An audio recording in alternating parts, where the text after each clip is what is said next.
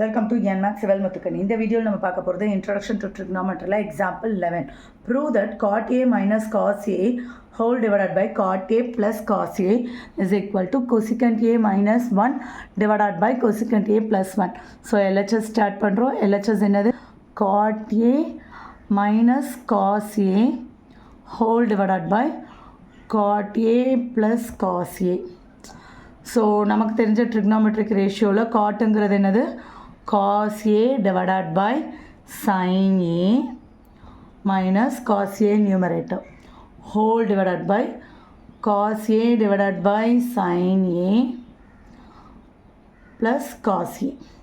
So இப்போது cos ஏவை காமனாக வெளியே எடுத்துட்டோம் அப்படின்னா இங்கே இருக்கிற டேர்மில் 1 பை சைன் ஏன்னு வரும் மைனஸ் 1 காஸ் ஏ வெளியே போயிட்டதுனால.